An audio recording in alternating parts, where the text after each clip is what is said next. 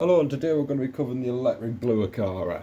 So to get straight into it, this is a hybrid to chillid, very easy care, very good for building the community around as well. You are quite flexible in the amount of fish you can put with them. You can have guppies, tetras. It all depends on the size of your tank and your layout, but these are one of the much lesser aggressive to chillids out there and definitely recommended for beginners.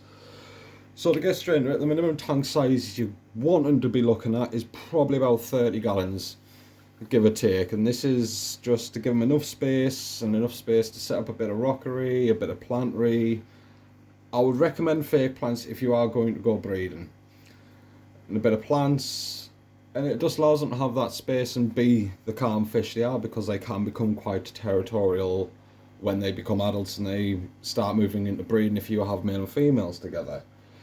So minimum tank size is recommend at least 30 gallons. If you're going to be breeding them, then you want to be looking at a slightly smaller tank, so maybe it's about 20 gallons for your breeding pair and just your breeding pair. But if you're going to build a community, at least 30 gallons, but this depends on what fish you're wanting to put with them, and we will cover that as well.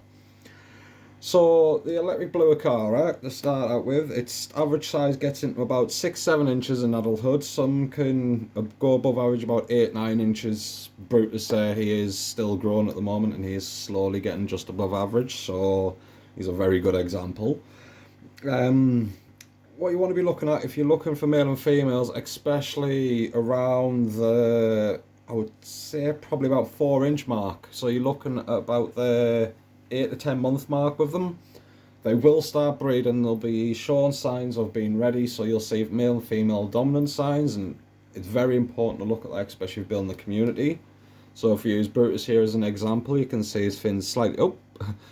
He doesn't really like hands at the moment, he's a bit flighty, but as you can see he's got a longer back fin, and he's got a longer, well, thicker anal fin I should say, and a much longer back dorsal fin, as compared to our little female over there, who is comparatively smaller.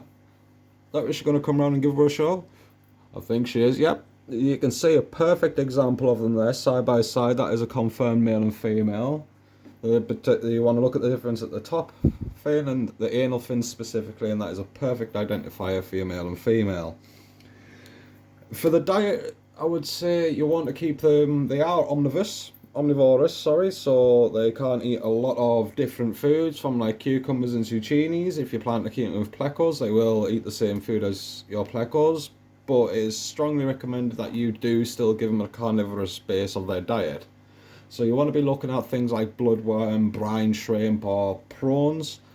Though bloodworm and brine shrimp you can pick up from your local shop, your local pet shop usually. They sell either the frozen blocks or the freeze-dried stuff. Most chinchillids love that, most fish love that as well. It's really good for their system, it keeps them really healthy. And if you want to go down a different route, the other diet you can look at is like prawns and salmon and cod, which you can pick up from your local shops, your local fishmongers. I would just say pre-soak these, get a bit of the salt out, soften them up, and then put them in. But they are carnivorous fish, so if you do give them a carnivorous diet, their colours will become a lot more vibrant, they'll be a lot more active, they'll breed and they'll be a lot more fertile. And if that's where you're looking to go with these fish, especially to build a community, that's what you want. So for the conditions, you want to have an average pH, so I would settle for an average pH of about 7 to 8. They are quite hardy fish, so you don't need to worry about too much on your pH of your water.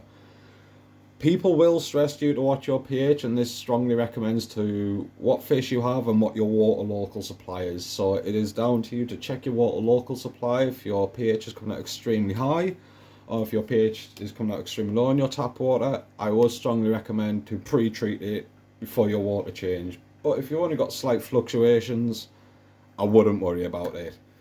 The most important thing you want to ensure is that you've got a cycled tank and your water is clear, so your ammonia and nitrates are down, your beneficial bacteria is there, and your water's not clogging up, it's nice and clear. And that's pretty much it for the conditions. They are really, really hardy fish, all in all. Very, very hardy. As for tank mates, they are quite versatile. Now this comes down to you and how you build your tank.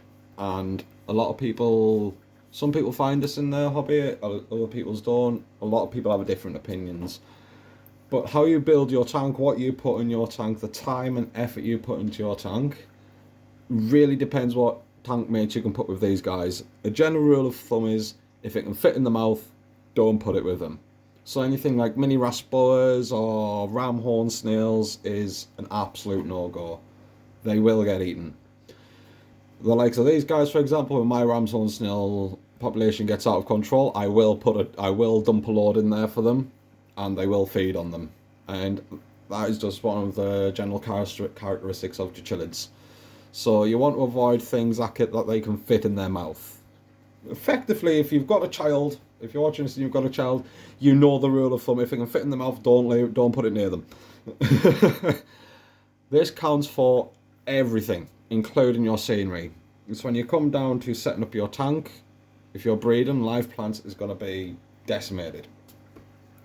But you are more than comfortable to put any other type of chillid with them. They are quite a hardy fish, so even if you've got them with Oscars, if you've got the right size tank and they're good set up, you won't see many issues. You'll see signs of territorialness. You'll probably see signs of aggression from the Oscar and signs of territorialness from the chillids when they're breeding in a community tank. But other than that, it comes down to how you build your tank.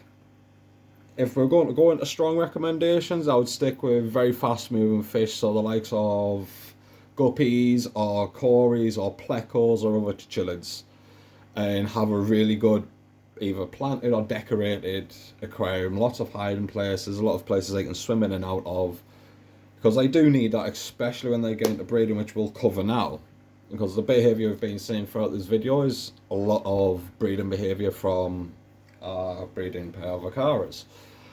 So the male becomes quite aggressive during this time. He will chase down aggressively as well, chase down the female consistently, so you need to make sure that they've got some hiding places or they can zip in and out and move about. And it's the same for a community. But if we're going to be building the breeding tank, which we've got here, I'm running a double filter system, so I've got a little sponge filter on the side which is mostly for the female Acara and a bit of extra filtration. Like, she can hide behind there pretty well. Brutus can't get when it's a nice comfortable place, when it's a place I can feed her from as well when Brutus has been really aggressive. As for them laying the eggs, you want to make sure they've got plenty of flat surfaces, and I would strongly recommend no live plants, because Acaras will aquascape whatever is around them when they are preparing to lay eggs. It doesn't matter what you do, how nice you like your tank, they will decide otherwise. And if that would bother you, I would strongly recommend probably avoid the Acaras. As when they come to breeding, they will shift about plants, they will clear off rocks, they've even been known, if you've got them with live plants, they will destroy live plants and completely rip them out of the substrate just because they don't want them there. So when we come to set up a breeding tank, I always like to put a couple of plants in that's got a nice light base to it, enough to hold it into the water, but something they can move about. So they can either throw it out the way, or they can build nests with it when they're building the little dips in the sand, or they can put it around the rocks, which they have done on the last batch before I had to reclean the tank. And you want to make sure they've got plenty of flat surfaces, so they've got plenty of different places they can choose to lay their eggs and burrow their eggs. And you'll see within the first couple of weeks of your mating pair, once you have a mating pair, you can just continuously mate, and they can be monogamous as well. So once you've got your mating pair, you could be happy with 2 Acaras and that's it. Which is another wonderful thing about these fish. They're very low maintenance, you don't need a huge community. Or if you want a huge community, they do fantastic in a huge community as well. But you want to make sure that there's plenty of hiding places for them, plenty of places to burrow, because within the first couple of weeks of them, as we've explained, the male Acara will become quite aggressive. He will even fin nip the female. And this effectively, I wouldn't worry about it, I would just monitor the behaviour, but this is effectively general breeding behaviour where the male is beating the female into submission.